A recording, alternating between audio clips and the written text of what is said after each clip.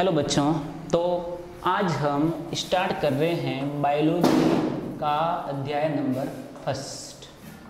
ठीक है, अब इसका नाम क्या है? वो है आवर्तबीजी पादपों में जनन। आवर्तबीजी पादपों में जनन, ठीक है, या इसको हम कहते हैं reproduction in angiospermic plant. Angiospermic plant, ठीक है। अब देखिए यहाँ पर हमारे दो शब्द आ रहे हैं, ठीक है, इनके बारे में पढ़ना है। Number first, आवर्तबीजी। आवर्तबीजी, देखो इसका नाम ही क्या है, आवर्त और बीज, ठीक है। तो मैं यहाँ पर इसकी डेफिनेशन लिख देता हूँ। आवर्तबीजी पादप, याद रखना है इसको आपको, ठीक है। वे पादप जिनके बीज फल भित्ति के द्वारा, जिनके बीज फल भित्ति के द्वारा आवरित रहते हैं, उन पादपों को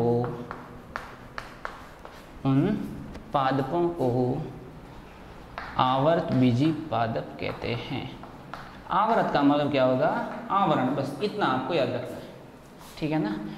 अब देखिए इसका एग्जाम्पल आपने बहुत बार उसको देखा भी होगा। आम होता है ना, आम, मैंगो, उसका जो बीज होता है ना, वो क्या होता है? आवृत होता है, ठीक है। तो ये तो हमारा हो गया आवर्तबीजी। अगला जो शब्द हमारे को समझना है वो क्या है? जनन, या इसको हम बोलते हैं रिप्रोडक्शन। क्या होता है जनन? इसके बारे में यहाँ पर लिख देता हूँ। वह जैविक प्रक्रिया जिसमें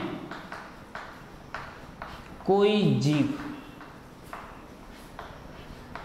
अपने ही समान नई संतति को उत्पन्न करता है, या नए जीव को उत्पन्न करता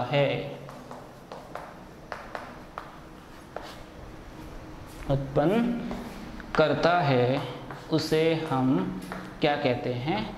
जनन कहते हैं। अब देखिए इसका इम्पोर्टेंस क्या है, क्यों करते हैं सारे जीव जनन? इसका एक ही सबसे इम्पोर्टेंट जो महत्व है वो क्या होता है? अपनी जो क्या होती है पीढ़ी, उसकी निरंतरता को बनाए रखने के लिए हम क्या करते हैं? रिप्रोडक्शन करते हैं। अब ये होता है दो प्रकार का। जनन के टाइप्स देखते हैं, ठीक है। नंबर फर्स्ट, अलैंगिक जनन। कौन सा जनन होगा? अलैंगिक। और एक होता है सेकंड, कौन सा होता है? लैंगिक जनन, ठीक है। आज हमारे को इनके बारे में अध्ययन करना है। तो अब हम लेते हैं पहले अलैंगिक जनन को। किसको पढ़ेंगे पहले? अलैंगिक जनन को।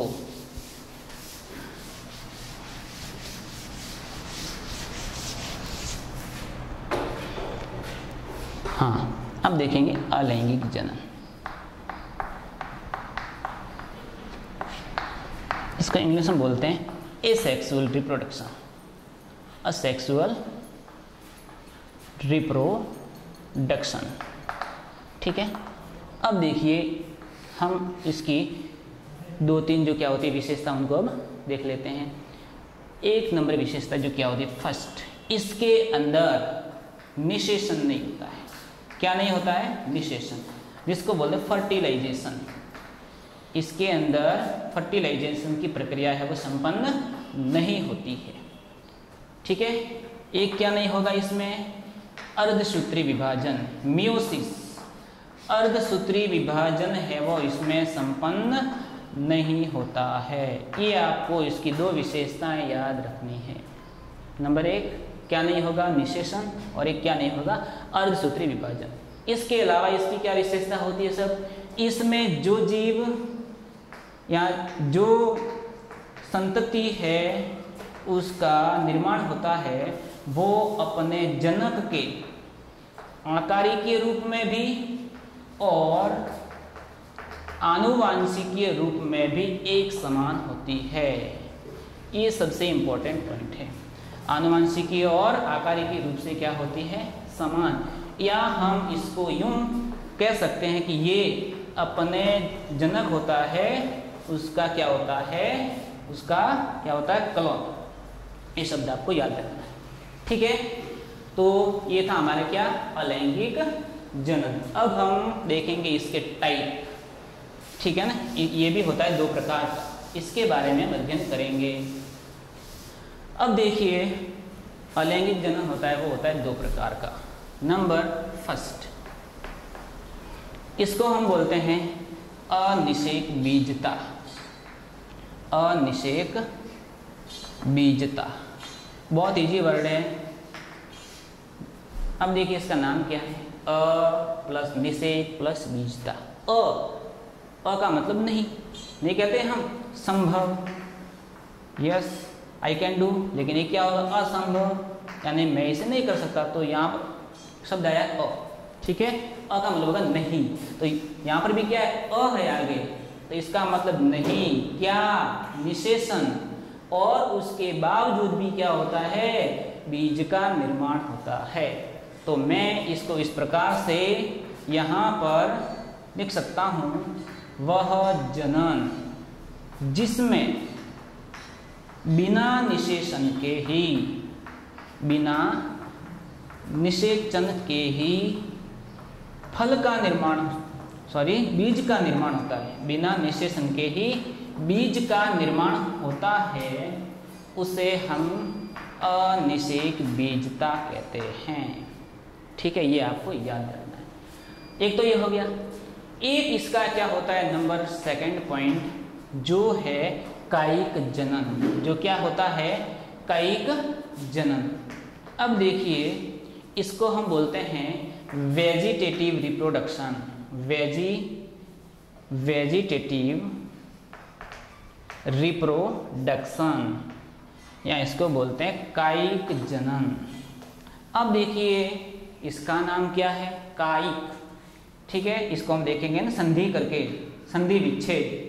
कायिक क्या हो जाएगा? काया प्लस इक, ठीक है ना। अब देखिए काया का मतलब क्या होता है? शरीर। तो हम इसके अंदर ऐसा लिख सकते हैं कि वह जनन जिसमें पादप के किसी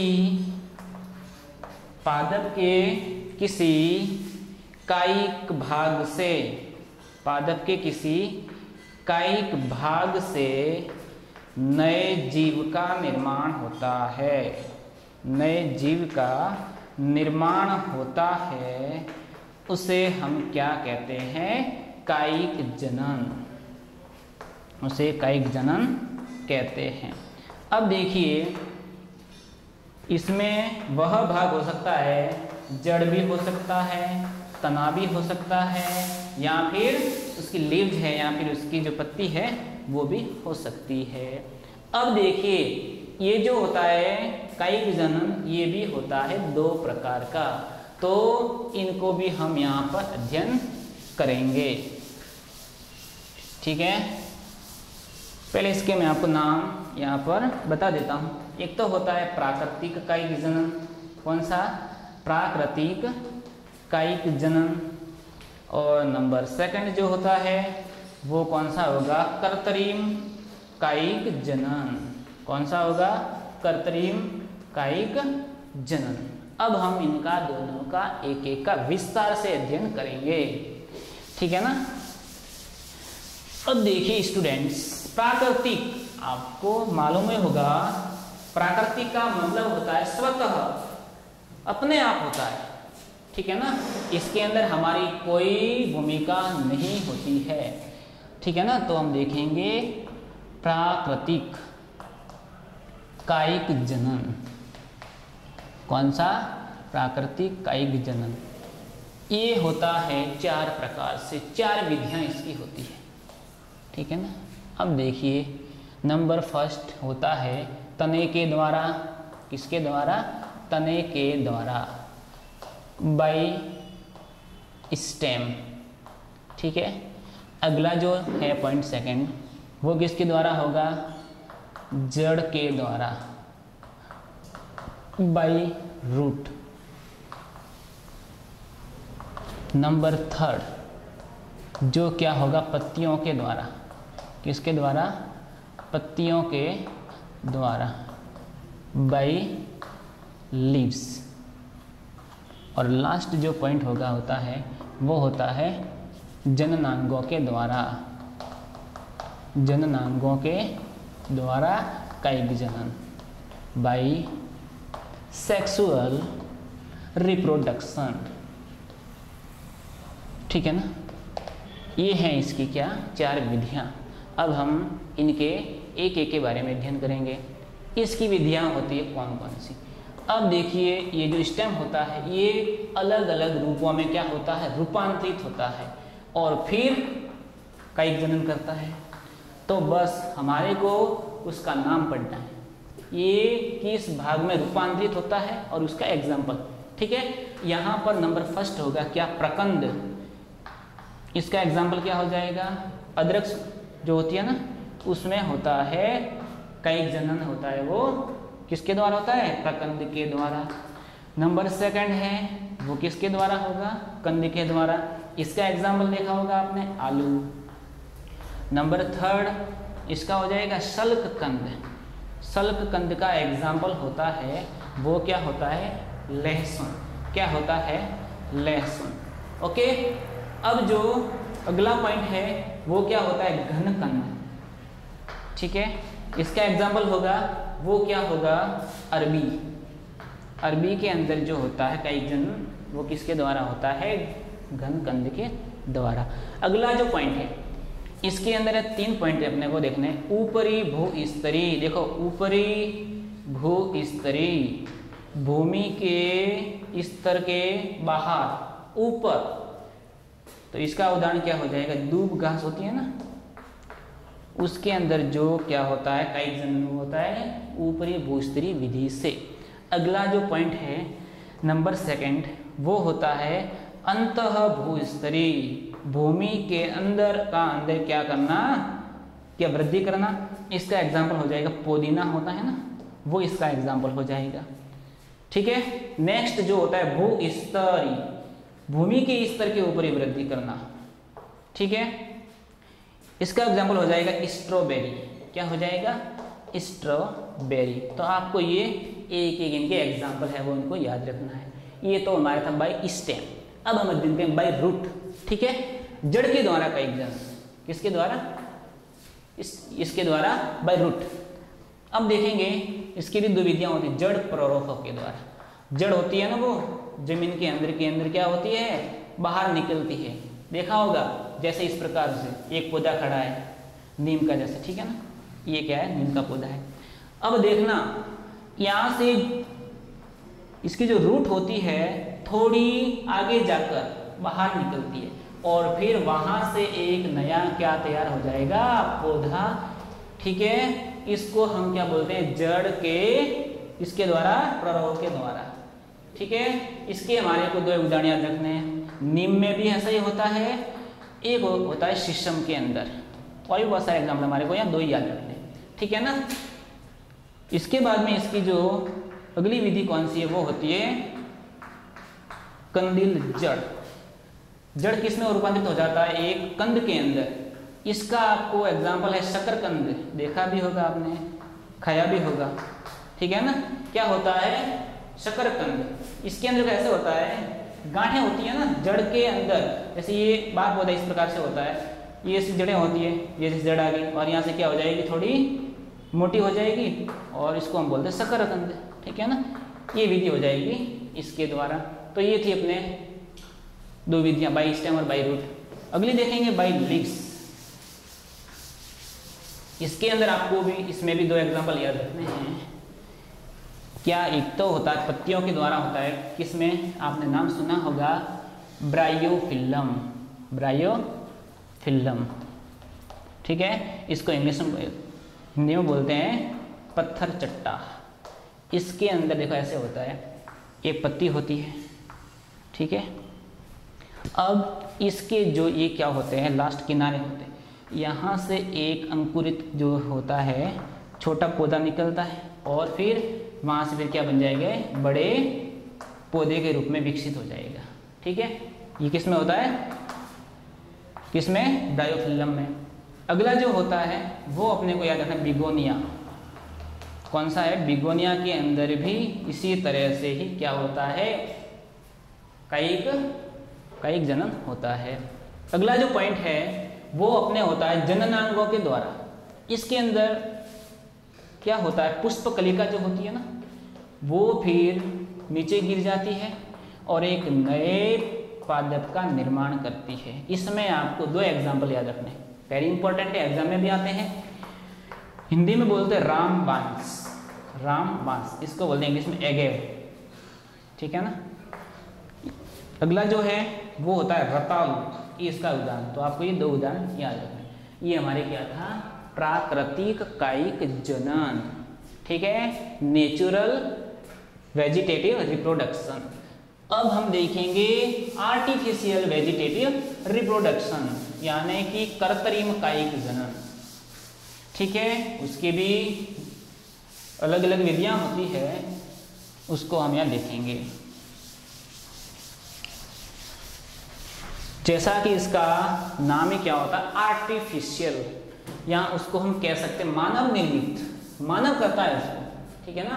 नंबर सेकंड जो क्या होता है, कृत्रिम कायिक जनन,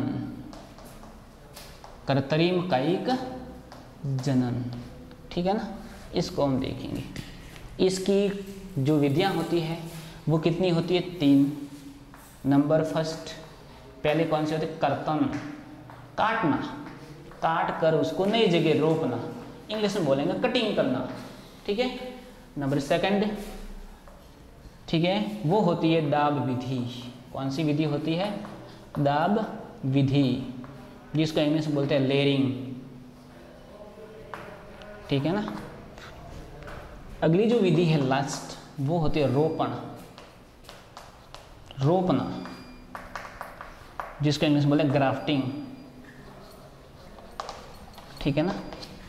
अब देखिए इनकी भी क्या होती है, अलग अलग क्या होती है, विधियाँ होती है। नंबर फर्स्ट जो कौन सी होती है, कटिंग होती है।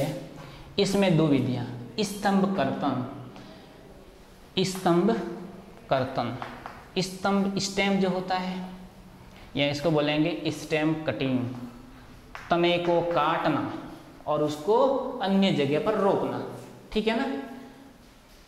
तो इसके हमारे को एग्जाम्पल याद रखने हैं, मालूम है आपको वैसे तो इसके बारे में, तो जैसे क्या होता है, एक पौधा खड़ा है, वह शाखाएं होती है इसकी, इसमें से हमने इसकी एक जो क्या होती है शाखा, उसको यहाँ से काटा और उसको अन्य जगह रोप दिया, इसको बोलते हैं स्तंभ कटिंग, ठीक है। इसके हमारे को उदाहरण याद रखने हैं, एग्जाम में भी आते हैं। गन्ना है, शहतूत देखा होगा आपने, जो इसके क्या है एग्जाम्पल है, ठीक है। अगला जो पॉइंट होता है वो होता है मूल कर्तन, मूल को काटना, ठीक है, रूट कटिंग, जड़ को काटकर बोना अलग जगह पर। तो इसके तो एग्जाम्पल आपने देखी, नींबू है, नींबू को हम इस प्रकार से ही बोते हैं। एक होता है, इसका एग्जाम्पल होता है अमरूद है, या सेब होती है ना, उसको भी हम इस तरह से बो सकते हैं, एप्पल को भी, ठीक है। ये कौन सी विधि थी अपने, बाय कटिंग। अगला कौन सा होता है, दाब विधि। दो विधियां हैं इसकी भी। अब देखिए इसकी दो विधियां कौन कौन सी है। नंबर फर्स्ट कौन सी होती है, टीला दाब विधि, टीला दाब विधि, जिसको बोलते हैं माउंड लेयरिंग। क्या बोलते हैं, माउंड लेयरिंग। अब देखिए इसके अंदर क्या करते हैं, ऐसे शाकीय पादप जिनकी बहुत सारी शाखाएं निकलती है, जैसे ये एक शाखा ये है, एक शाखा ये है, ठीक है। यहाँ इसकी क्या होती है, लीव्स होती है, जो इसकी क्या पत्तियाँ होती है।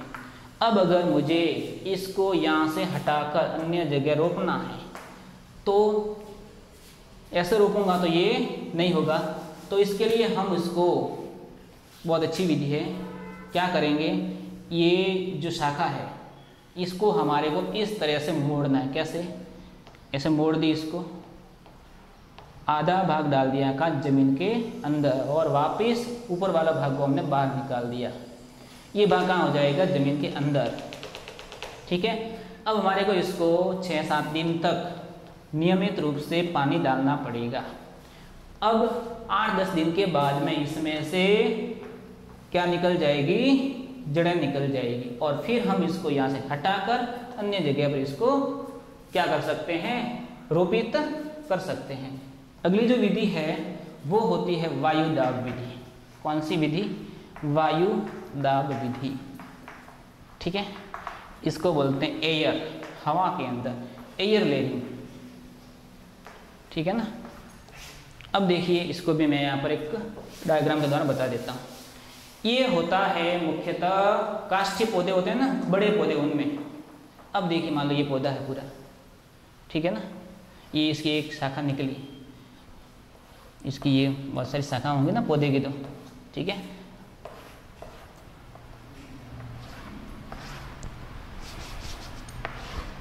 अब देखिए, अब अगर मुझे ये वाली शाखा है, इसको यहाँ से हटाकर अन्य जगह क्या करना है, रोपना है, तो इसके लिए काटूंगा तो वो नहीं अंकुरित होगी। तो इसकी एक क्या है, बेस्ट विधि क्या होती है, पहले तो हमारे को यहाँ से इसकी जो क्या होती है छाल है उसको थोड़ा थोड़ा हटाना है, ठीक है। ऊपर से भी हटा देंगे और यहाँ से भी हटा देंगे। फिर इसके ऊपर हमारे को जूट होता है ना, जूट, बोरी, उसकी जो क्या रस्सी है उसको इसके ऊपर लपेट देना है, ठीक है। लपेट देंगे इसको अच्छी तरह से, ओके। और एक रस्सी को यहाँ ऊपर निकाल देंगे और इसकी जो ऊपरी शाखा होगी वहाँ पर हमारे को एक लगा देना है पानी का मटका भर के। क्या लगा देना है, मटका बांध देना है। इसमें क्या डालेंगे, पानी ले लेंगे और ये वाला जो रस्सी का सिरा है इसको यहाँ छेद करके डाल देंगे, ठीक है ना, इस तरह से। इसका लाभ क्या होगा, इसमें से थोड़ा थोड़ा जल है वो इसके ऊपर आता रहेगा। इसमें भी 8-10 दिन के बाद में क्या होगा, जड़ निकल जाएगी और फिर हम इसको यहाँ से हटाकर यहाँ पर इसको रोप सकते हैं। ये 2 विधियां इसकी थी, ठीक है, दाब विधि। अगला जो पॉइंट कौन सा होता है, रोपण, जिसको बोलते हैं ग्राफ्टिंग। इसकी विधि होती 4, ठीक है। इसके अंदर हमारे को ध्यान रखना है, नंबर फर्स्ट कौन सी विधि होती है, जीवारोपण। कौन सी विधि होगी, जीवारोपण। फिर नंबर सेकंड वो होती है फच्चर रोपण। कौन सी विधि होगी, फच्चर रोपण। अगली विधि जो होती है थर्ड, इसको बोलते हैं किरीट रोपण या इसको हम बोलते हैं मुकुट रोपण। क्या बोलेंगे, किरीट या मुकुट रोपण। लास्ट विधि हुए उसको हम बोलेंगे कलिका रोपण। इनको हमारे को एक एक का अध्ययन करना है, ठीक है। यहाँ पर मैं इसको बता देता हूँ। अब देखिए, हमारे फर्स्ट विधि जो क्या है, जीवारोपण। पहले तो हमारे को अध्ययन करना है कि यह रोपण क्या होता है, ठीक है। अब देखिए, हमारे को ये देखना है कि 2 अलग अलग पादप है।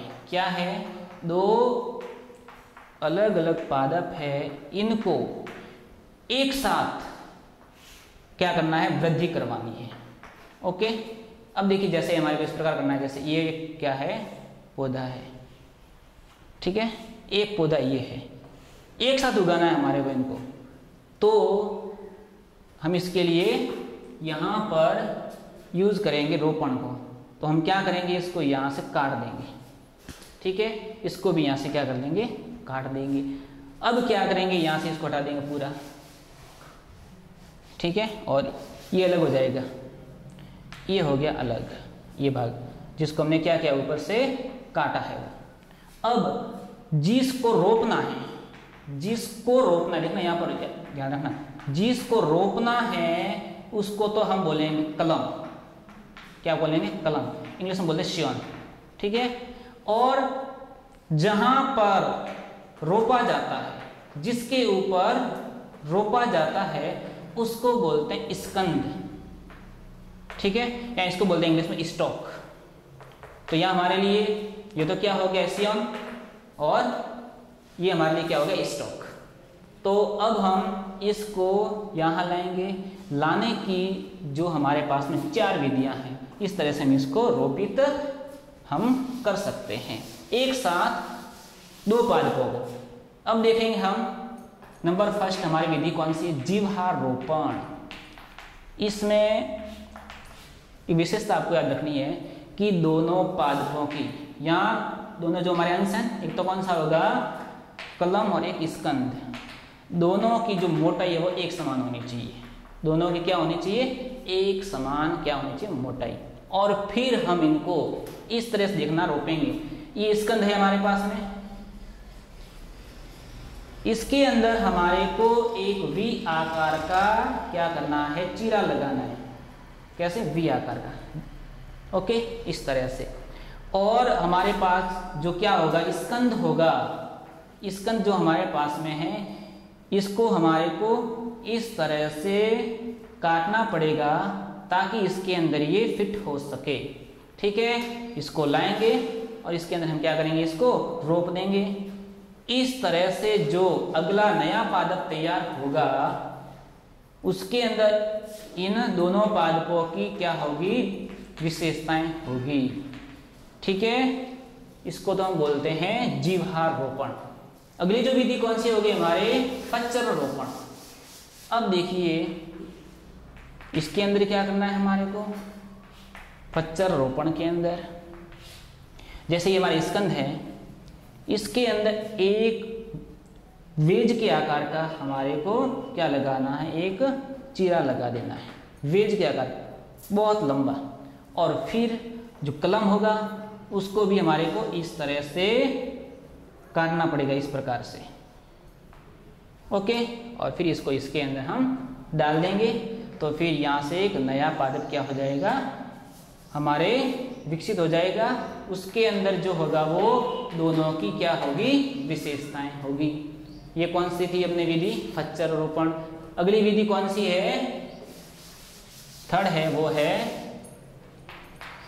किरीट रोपण, या इसको बोलते हैं मुकुट। अब देखो यह नाम है मुकुट, इससे हमारे को अच्छी तरह से याद हो जाएगा। यहाँ पर 2 बातें ध्यान रखनी है।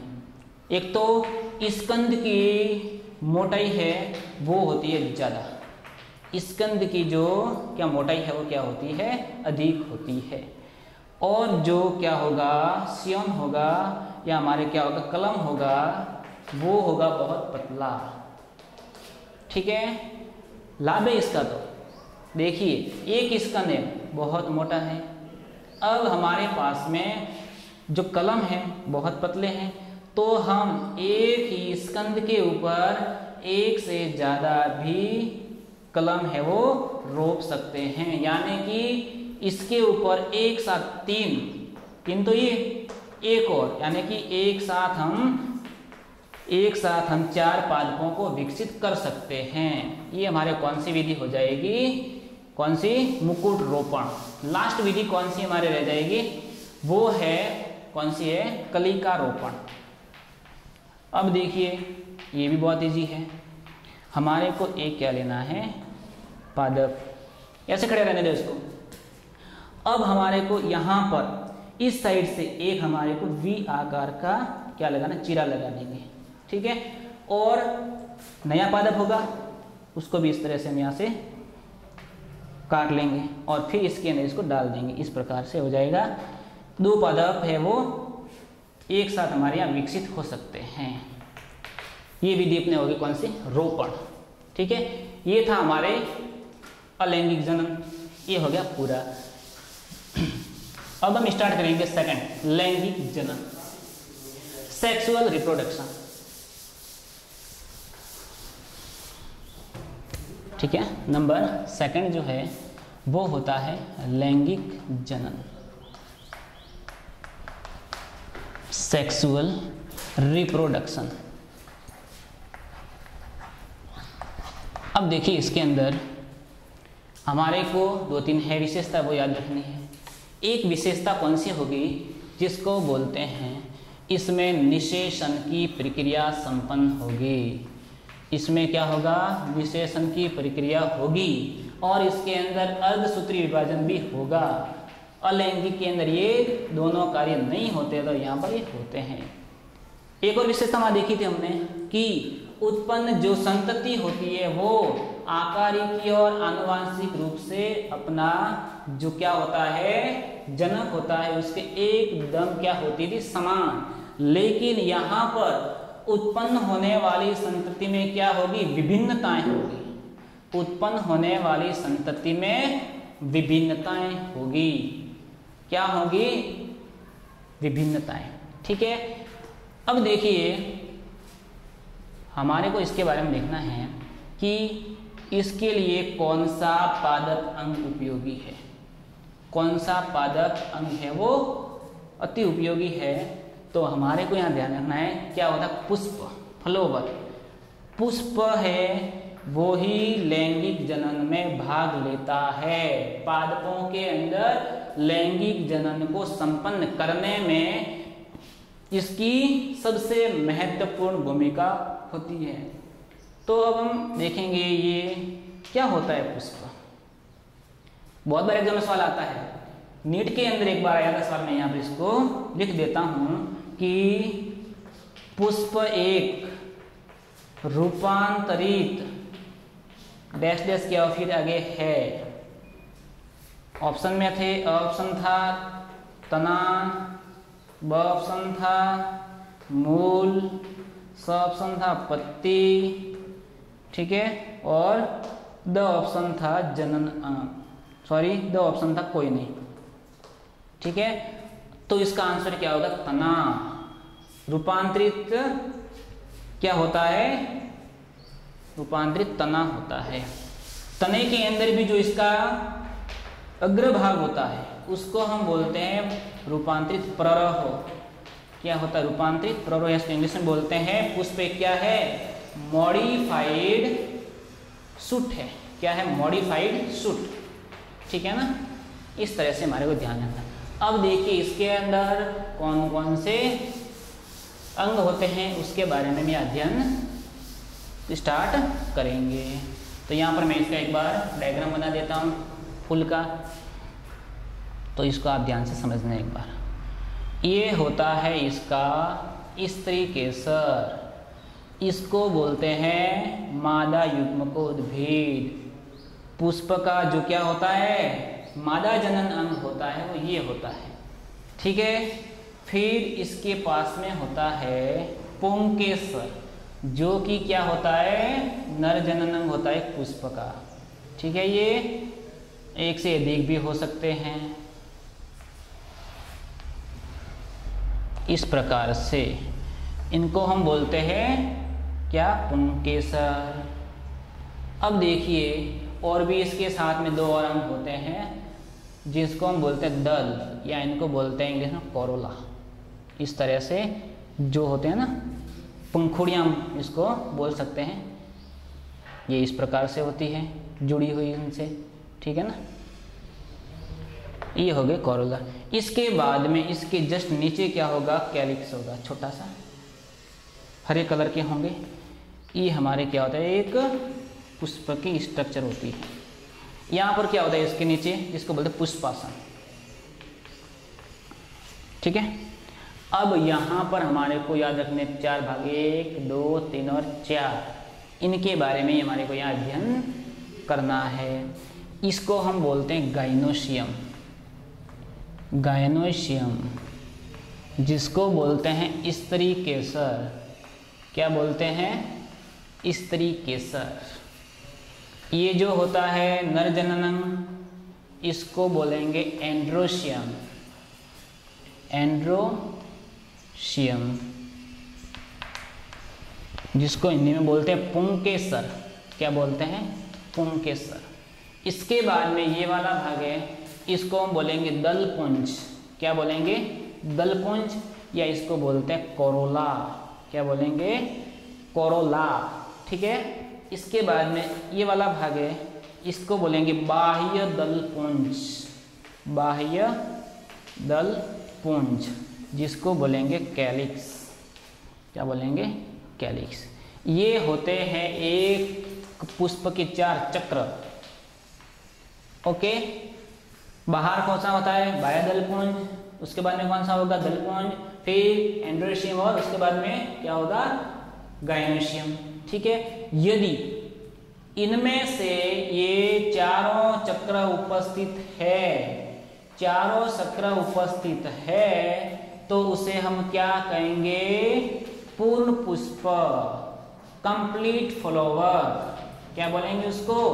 Complete flower. यदि इनमें से एक या एक से अधिक जो है चक्र अनुपस्थित है, तो हम उसे क्या बोलेंगे? अपूर्ण पुष्प। क्या बोलेंगे? अपूर्ण पुष्प। इसको बोलेंगे इनकम्प्लीट फ्लावर। क्या बोलेंगे? Incomplete flower. अब देखिए एक और बात समझने की यहाँ पर है, दोनों जननम, एक तो स्त्री केस है और एक क्या होता है? एंड्रोशियम। इसको बोलते हैं क्या? पुंकेसर। दोनों एक ही पुष्प में भी हो सकते हैं और अलग अलग में भी हो सकते हैं। तो इसके आधार पर जो होते हैं पुष्प, वो होते हैं 2 प्रकार के। कितने प्रकार के होते हैं? 2 प्रकार के होते हैं। नंबर फर्स्ट, एक लिंगी पुष्प। एक लिंगी, नाम ही इसका एक लिंगी, यानी कि एंड्रोशियम या गायनोशियम में से केवल एक लिंग उपस्थित है, तो उसे हम कहेंगे एक लिंगी पुष्प। इसका एग्जाम्पल देखा होगा आपने, मक्का होता है या पपीता भी होता है। और यदि दोनों भी होते हैं, स्त्री केसर भी है और ये कौन? एंड्रोशियम भी होता है, तो हम उसको बोलेंगे द्विलिंगी पुष्प। ठीक है। इसका एग्जाम्पल हो जाएगा आम है। ठीक है। इसी तरह है अमरूद वगैरह, ये इसके सारे एग्जाम्पल। ठीक है। ये था हमारे अध्याय नंबर 1। ओके। कल हम अध्ययन करेंगे लेसन नंबर 2 का। बहुत बहुत धन्यवाद।